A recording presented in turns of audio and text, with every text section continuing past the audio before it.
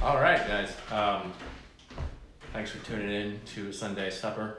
We are going to make risotto today and meatballs with the thought process of, I was asked to give recipes for, or thought ideas for yogurt, and somebody else wanted to make risotto, so I figured I would do both. So in front of us, we have short grain rice, regular rice will do. Stock, corn, mushrooms, onions, smoked paprika, my cumin coriander blend with also some curry in it. If you haven't watched that video of how I do that, then you can just use regular ground curry and cumin and coriander. But do the seed thing, watch that video. Ground pork, you guys can have whatever you want. An egg, some Parmesan, and of course some yogurt that I hung, and the creme fraiche that I made. A lot of stuff on the table. But let's get into it. Risotto, first of all, the easiest way to make risotto is have somebody else make it for you. And that's what we're gonna do today. In order for it to be easiest for that person though, we need stock, rice, and onion. Some people like to make risotto with white wine. You can do that if you want as well, but first of all, you just need to dice up some onions, rough chop them. I did half an onion, and then put it into the pot and sweat it out, as we call it, low and slow, until the onion starts to look a little translucent.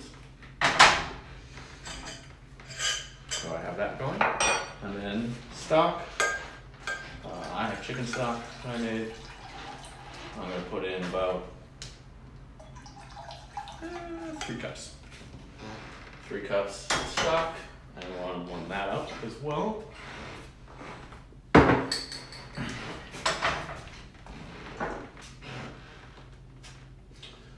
So, now that you have those 2 things going, what else you'll need is a wooden spoon. You don't need a wooden spoon. That's kind of an Eric joke for me, which I will probably tell you while she's making risotto.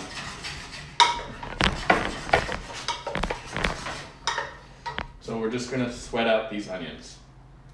We have 1 cup of short grain rice, 3 cups of stock going, and half an onion. And now we're just gonna wait for it to sweat up a little bit.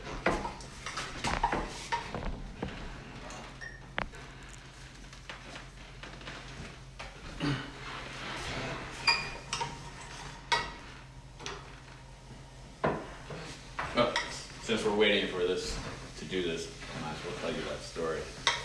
I won't use any names or locations, but there are a lot of misconceptions about risotto and things that you're told that you need to do in order to make risotto that you don't necessarily need to do. For instance, risotto has to take at least 30 minutes. It doesn't. You should always make risotto in a tall pan. You don't really have to. The thought process behind that is the heat goes up and steams the rice, so it makes it creamier.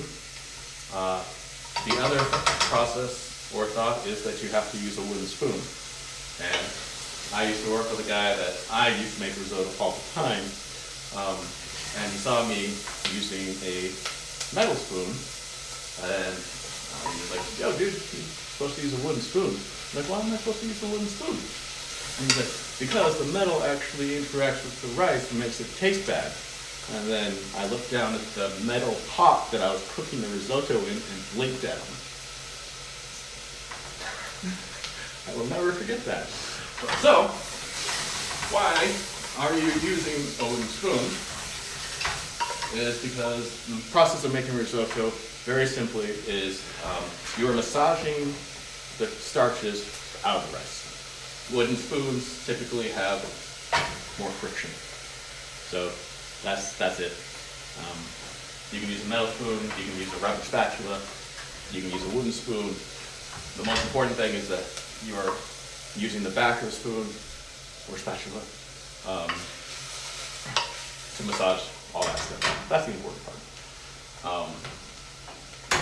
And just every single time I think of that, I'm like imagine some like Japanese person with a little bamboo like pot trying to make it so hilarious. Okay. So onions are nice and sweaty, and the stock is nice and warm. We're going to take our 1 cup of, is it a barrio or a barrio? A barrio? Arborio rice. Barrio. I have a hard time pronouncing things sometimes. So we have the rice in there. And if you ever made rice-a-roni, we've all made rice-a-roni. Where you have to let the butter toast the rice a little bit. Go for it. Do that. And we have it on medium low.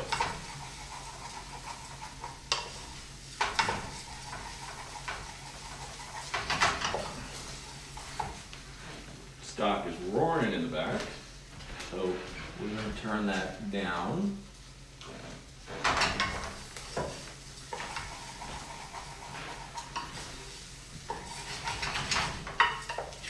And we're just going to let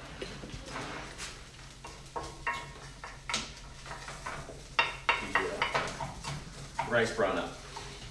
So the reason you want the stock going is because when you're making risotto, you want to constantly increase the temperature. So if you are cooking risotto with stock that's like 150 degrees, because it's been cooking inside the pot, and then you add 100-degree cold stock to it, then it'll bring down the temperature. So you'll do like this step function type thing, which is not what you want. You want a nice cohesive, straight, thing. How about that for an explanation? Step function is bad, straight line's good with risotto.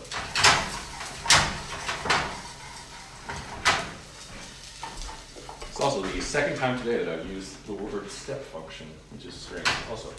So, at this point, the rice is beginning to brown, and my lucky 1/4 cup here.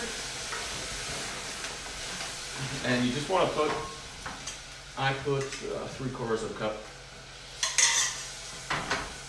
in, because you don't want it to, you want to be able to see the rice and see the stock at the same time. Let's see if I can show you guys what this looks like. Let's see. Can you see that? Yeah, you can see that. See, like you can see a little bit of stock, but also the rice. That is where you want it the entire time. By the way, if you keep a nice little towel handy for your stock spoon, it will warm up. Okay, and then never let this risotto stand still, basically. And you are going around the side with the entire outside with the back of the spoon, and then massaging it all the way through. Okay. And that's going to be our lives for the next 20 to 30 minutes. If you're Italian and you have an Italian grandmother, then yes, it's going to take 30 minutes. Absolutely. Yes, Mom. Grandma, you're absolutely right. And this is my favorite part of making risotto is when I go, Megan, yeah, if you have somebody that could do this for you, I highly recommend it. Legitimately. Hi, guys. Legitimately, and, non-legitimately. It's a joke, but also, we're going to be doing other things. Or if you're doing 2 things. Okay. You need this, because remember that's going to be hot. All right. Here, actually, I'll do that for a second, so we can go back here so I can start the next part. Just go head over. It's a little bit too high. Mm-hmm.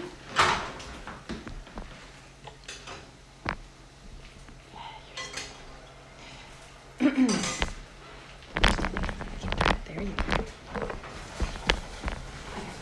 Okay. It was just a little too high. If the rice starts sticking to the bottom, then you know you have your heat up. It's a little too high, just unstick it and go back to what we're doing. Okay. So, let's go to the next part. So, yogurt.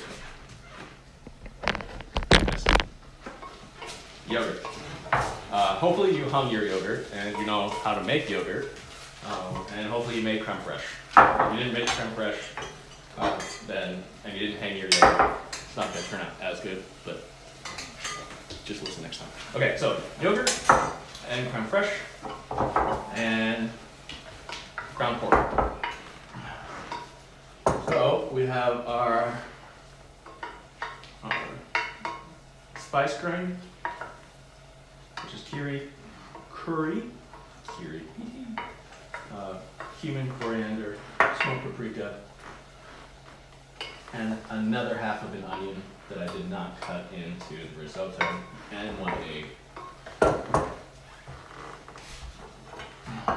People always say that you need an egg for meatballs or meatloaf because it acts as a binder, and that's not exactly true, by the way.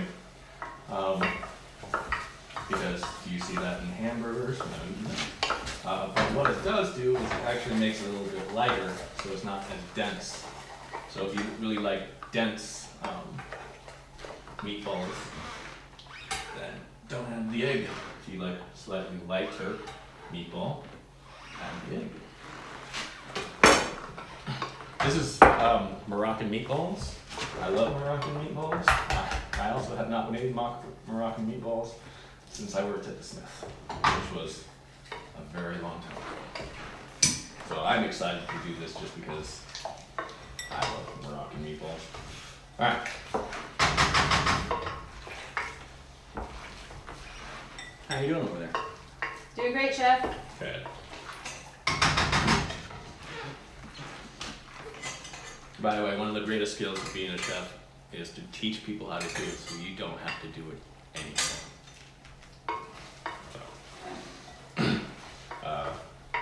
Christine, hopefully if you're watching, Chris is making your risotto. Judy, hopefully you have a friend helping you, or you're not making meatballs. Let's mix these meatballs all up. Okay. More importantly, if you're making this on your own, you can do these in separate processes. But we just figured you didn't want to spend like 90 minutes staring at us. Well, staring at me at least, so okay, so our meatballs are mixed up. And we're going to let those just rest there for a second. And we're going to go over what you can do with yogurt. What do I usually do with yogurt? What do people do with yogurt? And the importance of hanging the yogurt was actually getting rid of all the excess whey, because now this yogurt is very thick. We want thick because we're going to actually introduce a liquid to it to make it back into the yogurt that we're used to. You can use whatever you want. I figured the easiest way to introduce this to most people would be corn, because I imagine most people don't have a juicer, and it's actually really easy to juice corn. So, in order to do this, well, chefy trick here is you have a large bowl, a small bowl, and your powder.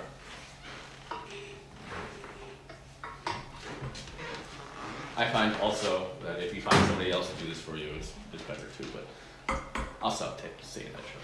Okay, so take the corn and put the corn on the towel so you have a nice surface, and just go down the kernel. And that is how you dekernel corn.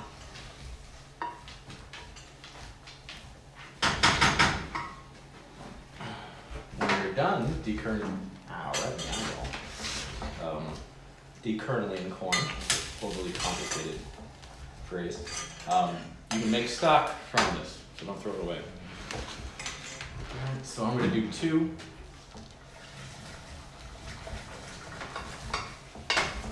Corn just flying everywhere. You get a bigger bowl. That's okay. That's why we have dogs.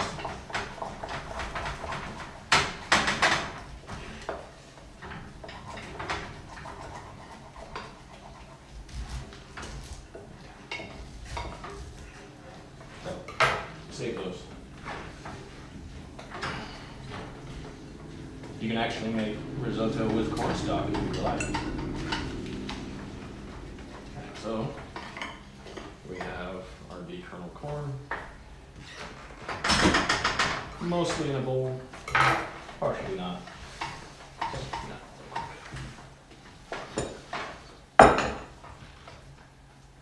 Alright, so with your dekerneled corn, you're going to want to zip it up in a blender.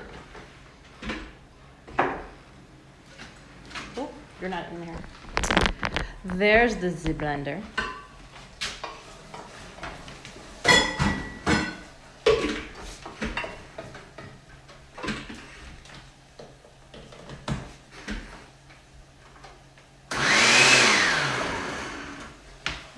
Milkshake.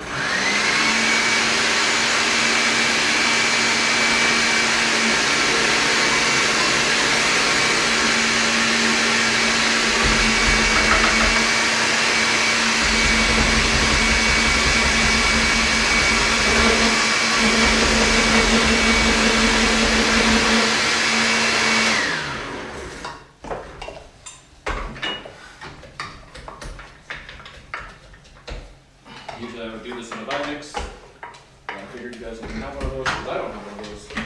So it takes a little bit of finagling.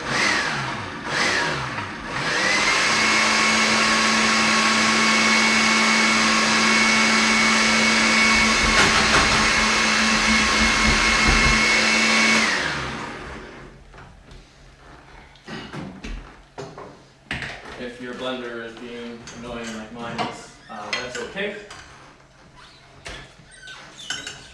Because really all you need to do to juice corn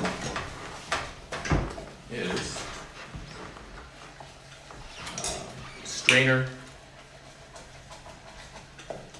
or possibly use a cheesecloth if you have it,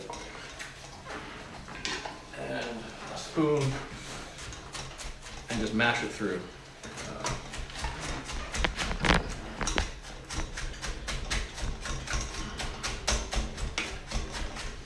If you have a juicer, by all means, use that. But this, I thought, would be the easiest way, or the easiest vegetable to extract the juices for this purpose.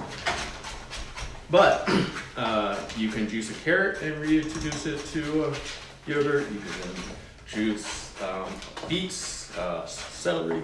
I don't know why you don't do that. Or you can do it with honey, cream,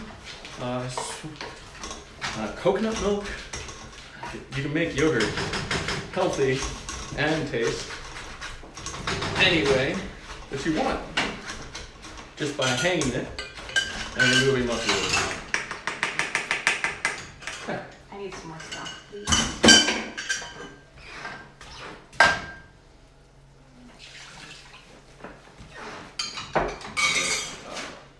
More stuff.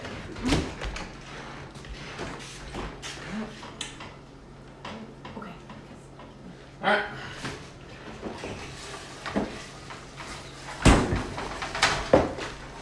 So we have our corn juice. Let's taste it, just because I think the corn juice is great.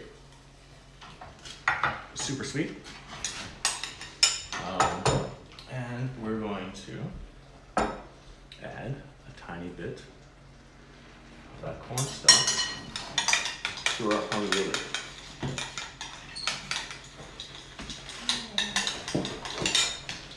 Until it begins to look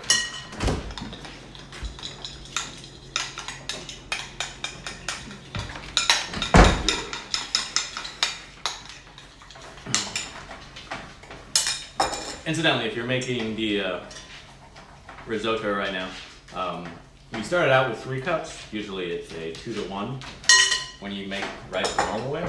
We've already gone through 3 cups, and that's because the stock is evaporating as you're cooking. So whenever you make risotto, if you have 4 times as much liquid as you do rice, then you're in a good spot.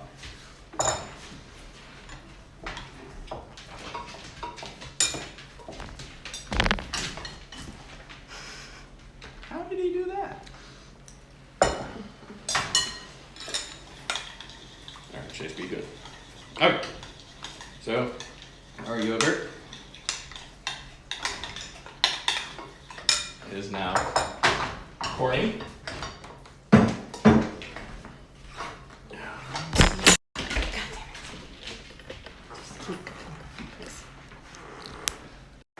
Just clean this up real quick. It's now corny, and we're gonna add some cumin and coriander and smoked paprika, just because doubling up on flavors is fun.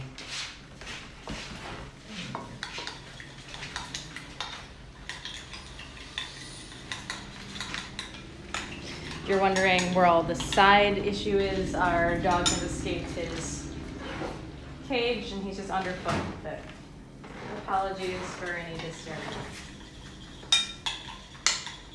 Okay, so that's good to go. Yeah, that is delicious. All right. So, also typically, when you make meatballs, you typically bake them. So we're not going to do that because I'm me, and I like to do things different ways. Back over here. Yes, so we're now going to do the cooking parts. And we're back to the stove. Okay. That's good. So, pans, medium low.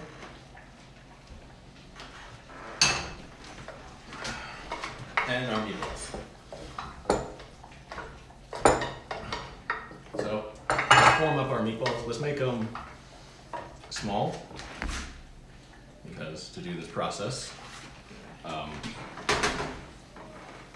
the way that I'm doing it, you need them to be small.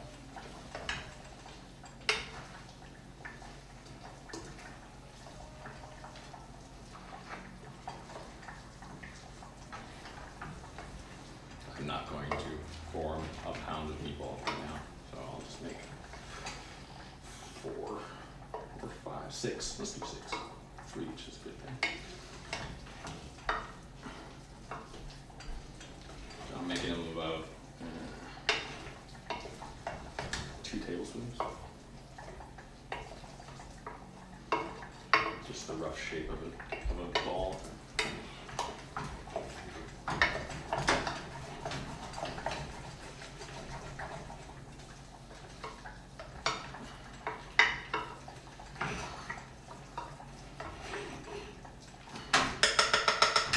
Okay.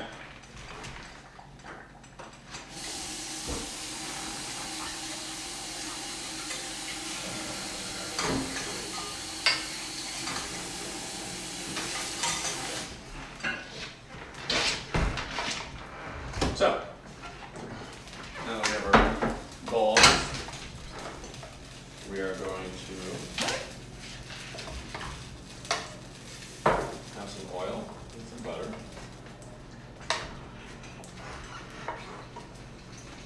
How's the risotto coming? Coming. Once I put these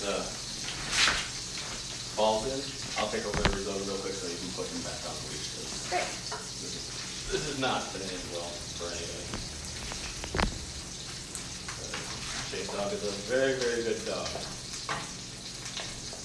but he can't see.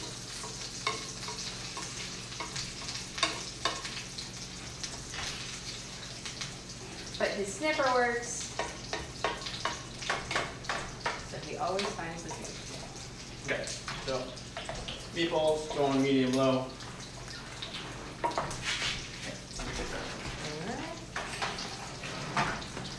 So the risotto is actually looking pretty good. Not that I didn't have faith in my wife at all. But more of that is coming along nicely. Give it a tasty taste.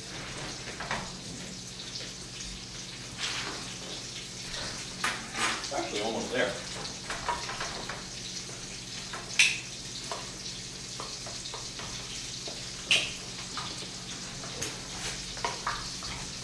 And you'll notice that it's actually starting to look creamy, although there is no cream, and that is from what I was saying before of massaging the starches out of the rice. All right, back to our meatballs.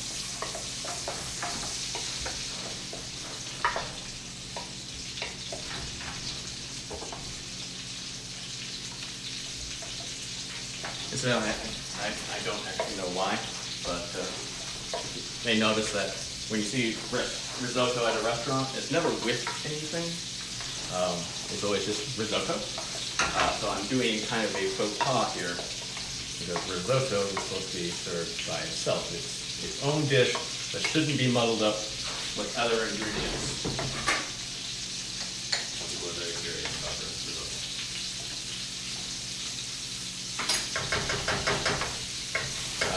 And then I like my mushrooms, my shiitakes. So I'm just sauteing up some shiitakes right here.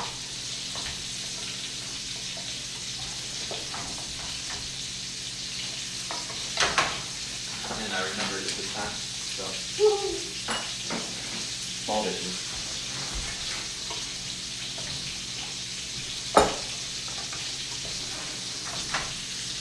Once the meatball is golden brown on one side, we're going to make it golden brown on the other side. So flip them.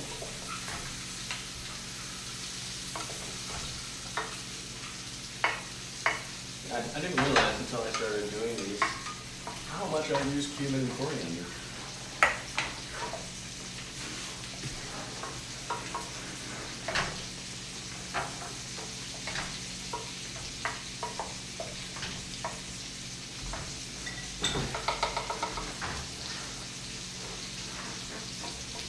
So while this is going, also, one of my favorite desserts that I made when I was working on my last restaurant was creme fraiche cake. You can Google, a recipe for it. It's very simple. It just uses less liquid and more creme fraiche. You can do that same process with yogurt. So you can make yogurt cake, creme fraiche cake, creme fraiche. Or yogurt dressing, just by thinning it out. You can make your tzatziki, add some cucumbers in there. You can actually juice a cucumber and then have cucumber yogurt. All sorts of things you can do once you learn that you can actually remove most of the whey from the yogurt to make it really, really thick. You can substitute it for butter. I don't know why you'd want to do that, but you can. Okay, so our meatballs are looking pretty good. This is how we're going to get the yogurt part into 2 times.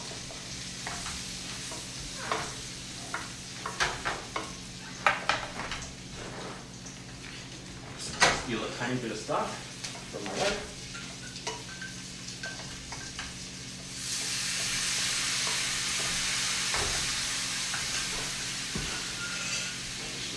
Light. If you run out of stock, it's okay to just use some water. Just make sure that you like warm it up.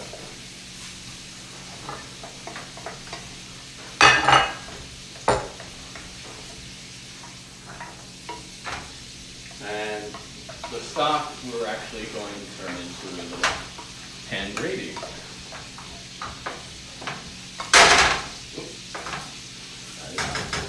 Mushrooms are going. That risotto's probably done, huh?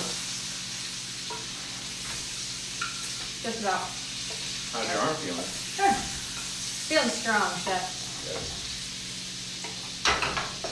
A little bit more stock, so it's evaporating very quickly. Give me one more little boost in this little Trinidad for me. What's Trinidera? It's a catch-all. It's a catch-all phrase there, chef.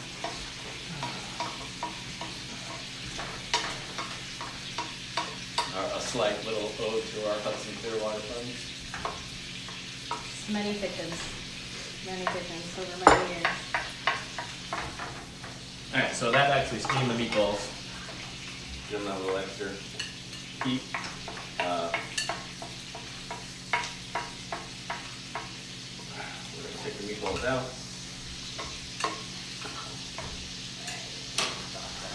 And we're going to turn the pan off. And all that juicy juice, it's a technical term again, from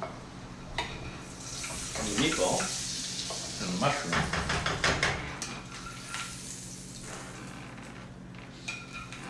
It's going to go right back in there. I'm going to let it cool down.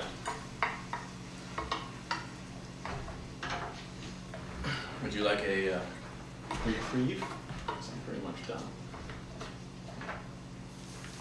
Okay, For you. so let's taste this risotto.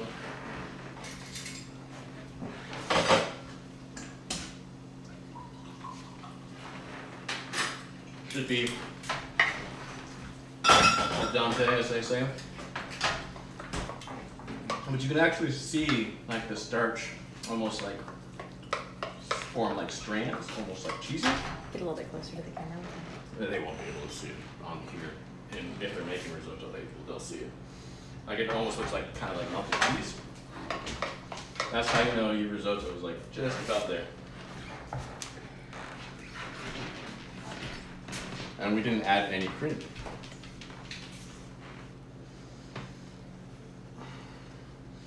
You can, by the way, add anything as far as vegetables in here that you want. I just typically put them in after, hence the mushrooms. I like mushrooms for risotto. Yeah, so our stock is, then we cook the meatballs in. It's not hot anymore, that's good. And we're gonna take this creme fraiche. God, I didn't need to do it like that. Thank you, South Park, for ruining that phrase forever. And we're gonna add, say, about half a teaspoon of creme fraiche to this. So just gonna stir it in very slowly. Let the heat actually warm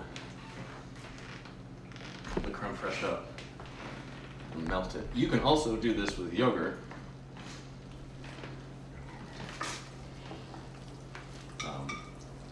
And when you taste yogurt and creme fraiche together with stock, it will remind you of a little something you had when you were a kid called a London broil. You know, quintessential lunch lady stock. It's stock reduced down with sour cream. So it's very salty, very good. All right. So, Going back? how's the risotto? A couple more minutes, chef. Okay. I guess I will have a beer. Well, you don't want this on the heat or anything like that, because it will break as soon as you add a dairy to something that has to be off the heat. Otherwise, it will separate. We don't want to separate it. I would give us Huh? about 90 seconds on this risotto. Nice. So good.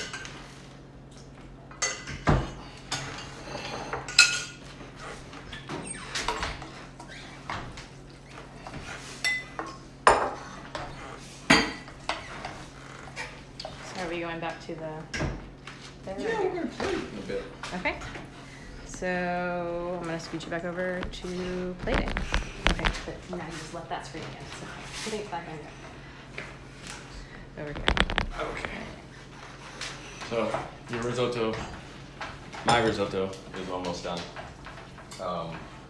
As soon as she tells me it's done, we're gonna do this. So, wow, you are a crafty little creature, aren't you? Okay, so our yogurt.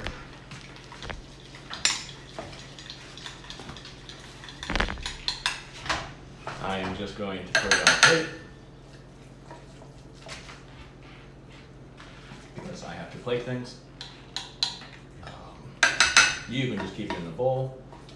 But the idea is once we have our little meatballs right here, we're going to dip it in this yogurt sauce.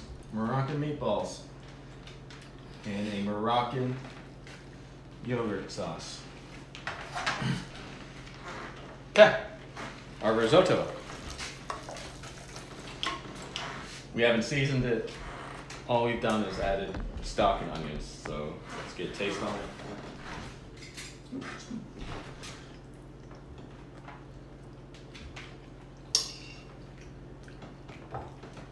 I need some salt. Naturally.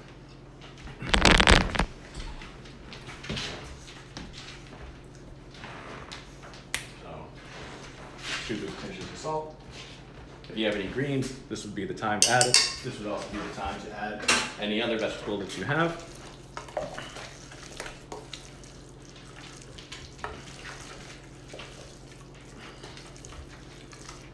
You can even add a little bit of lemon juice or herbs or anything. This is the most basic form of risotto. But we're gonna get a little wild and crazy because volcano. And I actually have a little bit of yogurt left.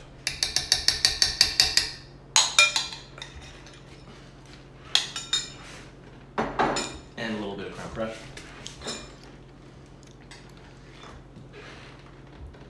So I'm just going to add that in there real quick. You should not add this if you're still cooking because of what I said before. Don't break your risotto. Also, it's frowned upon in the Italian way of life to add cream to risotto, which we didn't. We added yogurt and crème fraîche.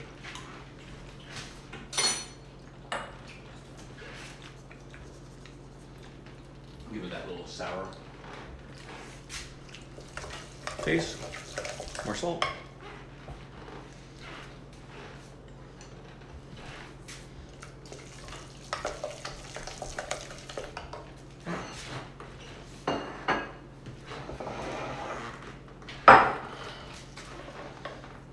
My wife's making a favorite part of Sunday right here.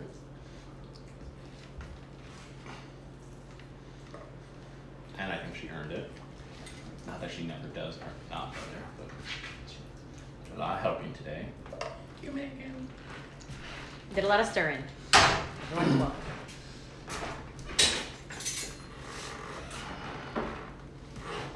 Okay, I'm gonna take that little dollop of crème fraîche just because. Again, okay, no, you can use your yogurt if you have extra. Crazy. At this point, you can add your cheese. You can actually add your cheese earlier, but it's not necessary by any means.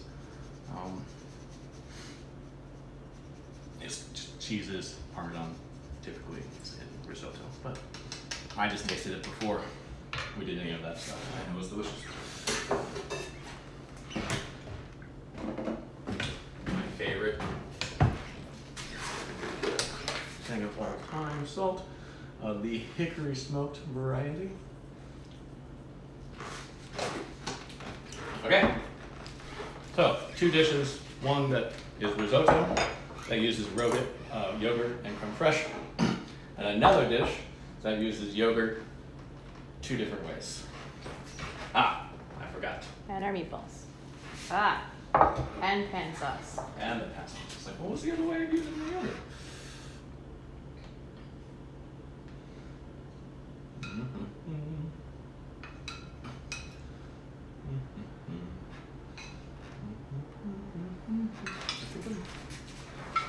Final Fantasy song. And now we have meatballs. So Megan's favorite part. Go ahead, give that a taste. See if I still have. I'm gonna taste my risotto first. I live with this. That's delicious. Okay, have some meatballs. Oh, that risotto is really good.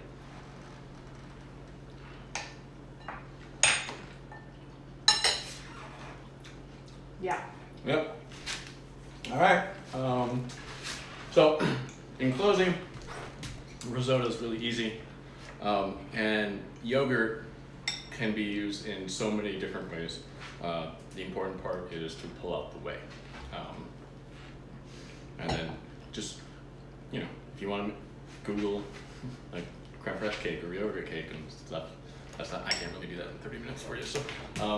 Use that, try it out, make dressings, make frostings, all that kind of stuff. That's about it. So, thanks a lot, guys. Happy Sunday. Cheers, guys. Thank you. And see you later.